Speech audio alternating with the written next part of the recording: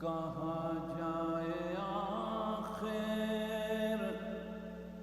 بیابان ہر سو، شکستہ ہے پہلو اکیلی ہے زہرا، کہاں جائے آخر بیابان ہر سو، شکستہ ہے پہلو اکیلی ہے زہرا، رونے کو پہرا مصائب کا صحرا، اکیلی ہے زہرا، در فاطمہ کو جلایا ہے تم نے، کیا وعدہ اپنا بلایا ہے تم نے، تماچے نہ مارو مسلمانوں جاؤ، علی کو بلاؤ اکیلی ہے زہرا، رونے کو پہرا مصائب کا صحرا، اکیلی ہے زہرا، اے لخت جگر اے حسن ابن حیدر،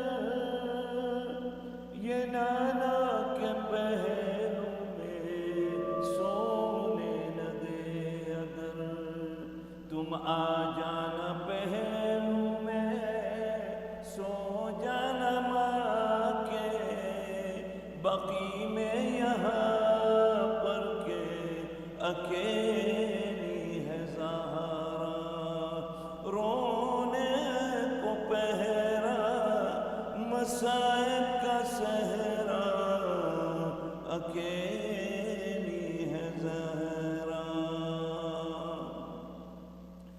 شہ کربلا نے کہا رو کے ماں سے، یہ مظلوم بیٹے یہ مظلوم ماں سے، اکیلا ہوں میں بھی اکیلی ہے زینب، اکیلے ہے بابا اکیلی ہے زہرا، رونے کو پہرا مصائب کا صحرا، اکیلی ہے زہرا،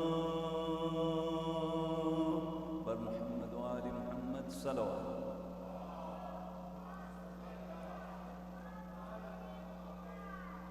رحم اللہ من قرأ الفاتحہ.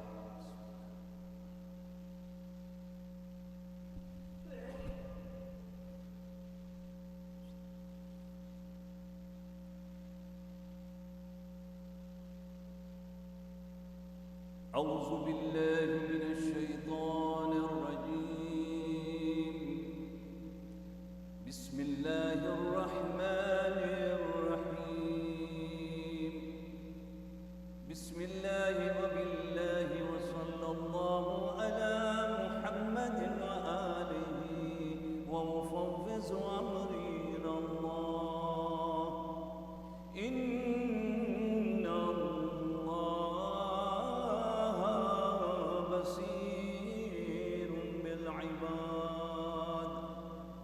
الحمد لله الذي هدانا لهذا وما كنا لنهتدي لولا أن هدانا الله، لقد جاءت رسل ربنا بالحق، والصلاة والسلام على أشرف الأنبياء والمرسلين أبي القاسم محمد،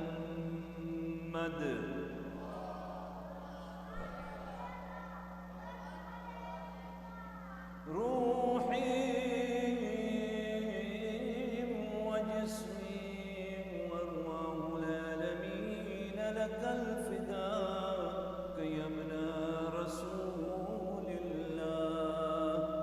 ثم السلام عليكم يا أهل العزاء الحسين جميعا ورحمة الله وبركاته.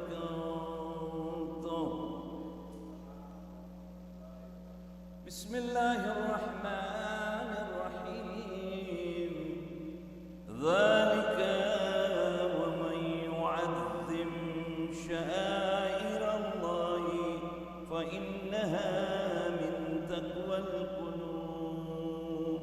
صدق الله العلي العظيم. صلوات.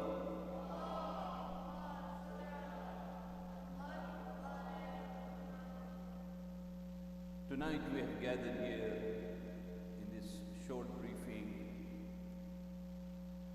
because of an event that is mentioned in our calendar on 8th of Shawwal, being Yawm-e-Gham. What is Yawm-e-Gham?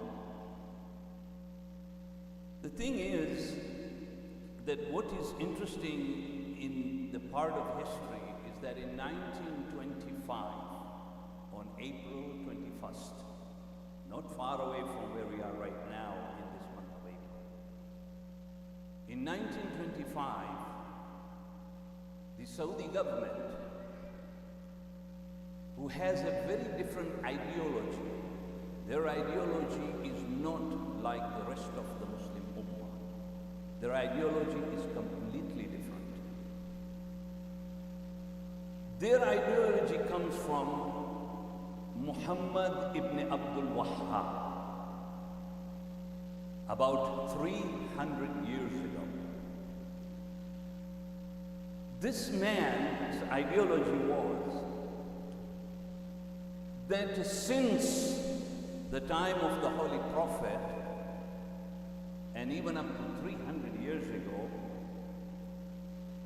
the Muslims had lost their identity. This is what he was saying. He said that one should not visit the graves. That when a person is dead, he's finished, he's gone. Forget him. So in 1920,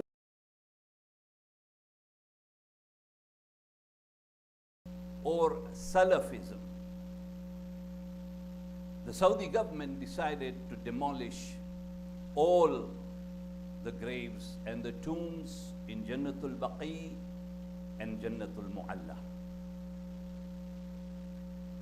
When this destruction happened,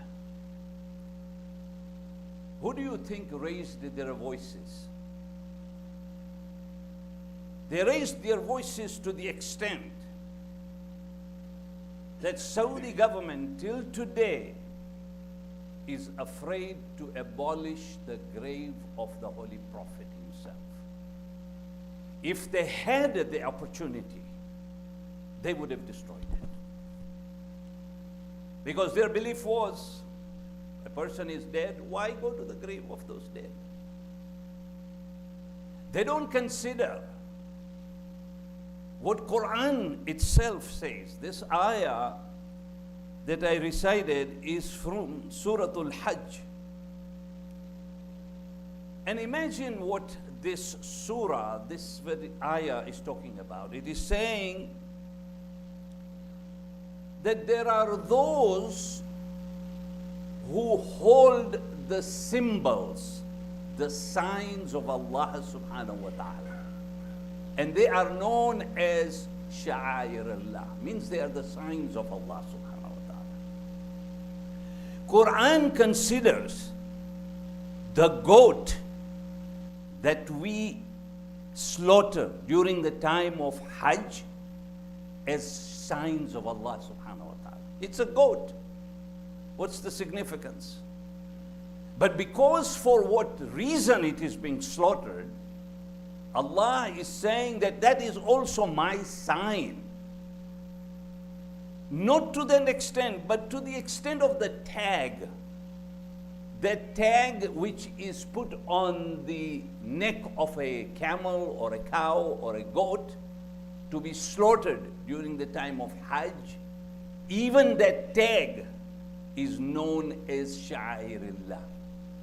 That tag is also the sign of Allah subhanahu wa ta'ala.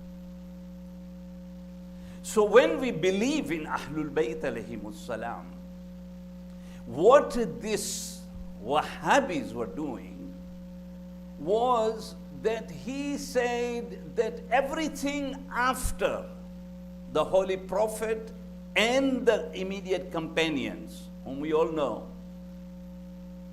everything else is an innovation in religion. People have just come up with different things in religion. He discarded every book that was published out there, even by Ahlul Bayt. The main goal of Wahhabism was to have complete destruction of Ahlul Bayt's remembrance. And that exists till today. When we go for Umrah or when we go for Hajj, and if we ever decide to go to Jannatul Baqi, there are tremendous restrictions. You cannot sit there without them coming to you and saying, this is bid'ah. When you look in their own books, and this is the irony of the Muslims themselves, that many of the things that we say from the minbar comes from their own books. It isn't that it comes from the Shia books, it comes from the books of the Sunnis themselves. But they have absolutely no idea. And so when Yawm-e-Gham came, the first community that raised their voice were the Indians. It was amazing. It was the Indian continent and the Indians, no Arabs, no Iranians, no other caste. Ever Muslims came forward at that time in 1925, but the Indians did. And they raised so much issue about it that it started to spread into Arabia and into Iran. And it wasn't until they raised their voices that all these Muslim Shias were now trying to join. If you go in Washington today, if you go to Toronto today, if you go to UK today, in front of the parliaments, in front of the White House, who do you think is demonstrating out there? 80% of the people who are demonstrating to bring back the tombs and the shrines that were destroyed in Jannatul Baqi are the Indians. And we have to give credit where the credit lies. Because their goal and aim is, and that is why this became on the calendar as Yawm-e-Gham. It didn't come in any Farsi calendar, no Arabic calendar. But on our calendar of the Indians, the Khojas, the Pakistanis, this became Yawm-e-Gham. It is an event of sorrowfulness. Why? It is because it is so important for me and you to remind our children for what has happened. We cannot ignore this event. If we ignore, we will ignore everything that was destroyed in Jannatul Baqi. Just as the attempts were made in Karbala, just as the attempts were made in Syria, same attempts were made in Saudi Arabia. But they were successful in Saudi Arabia to bring destruction. So imagine from 1925 till today, it has never been again raised above the ground. They said no grave can be raised. And so there are efforts going on today, and we have to credit the people who really take their time to demonstrate in front of their governments to bring that awareness of the importance of the tombs and the shrines that we revere for ourselves. We go for ziyarah to them. Those are signs of Allah subhanahu wa ta'ala. The imams are the signs of Allah subhanahu when we get hold of the zari, we are getting hold of the zari for the sake of Allah subhanahu wa ta'ala, not because of Imam Hussein being there, but his credit and what he has gained in this world is through Allah subhanahu wa ta'ala. So we always have to go back to Allah subhanahu wa ta'ala. That is why, in these few minutes, let me just tell you an event that took place in Dar es Salaam. This was an event that took place during the time of Sayyid Akhtar Rizvi, the father of Sayyid Muhammad Rizvi of Canada. There were some Wahhabis who came there. They came to him and they said, why are you doing all this commemoration of Muharram and all this? After all, the killers of Imam Hussein were all Shias. They said that, and even till today it is being said. I don't have the time to talk about it, but even till today they say the same thing.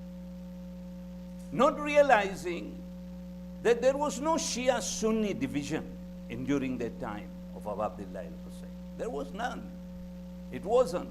Instead, they used to say, this is a follower of Uthman, this is a follower of Umar, this is a follower of Ali ibn Abi Talib alayhi salam. This is what they used to say.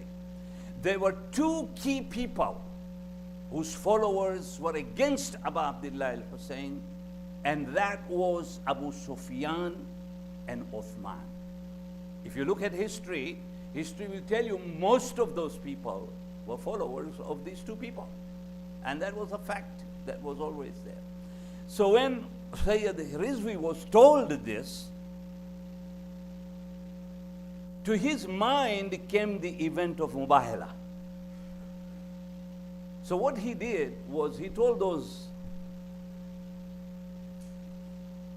people who are there, Salafis and these people, and he said,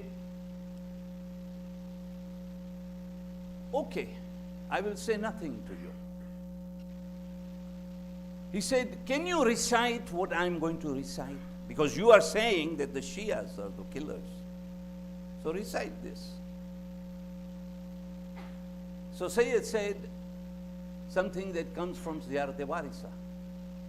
He said, لعن الله أمة كثلتك ولعن الله أمة ظلمتك ولعن الله أمة سميت بذلك فرضيت به. Right? That curse be on those who killed Imam Hussein. The curse be on those who participated. And even curse be on those who heard but didn't do anything about it. We curse them. He said, why don't you curse? Because after all, when you will be cursing the Shias. If that is what you believe, that the Shias were the real killers, and the Wahhabis said, that is one thing we cannot do. Imagine. Just like it happened in Mubarak, when the Holy Prophet said to the Christians of Najran, and said, you say, if we are liars, then curse will come upon you.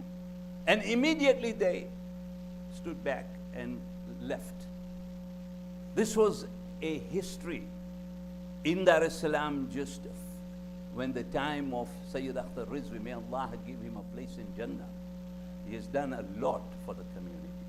But imagine how he approached and how he taught with these Wahhabis and Salafis.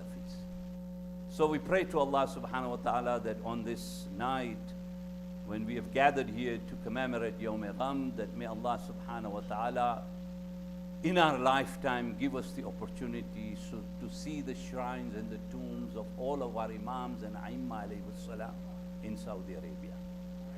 We ask Allah subhanahu wa ta'ala, Ya Allah, keep the shrines in Damascus, in Iraq, in Saudi Arabia, in Iran, safe from all those who are enemies of Islam.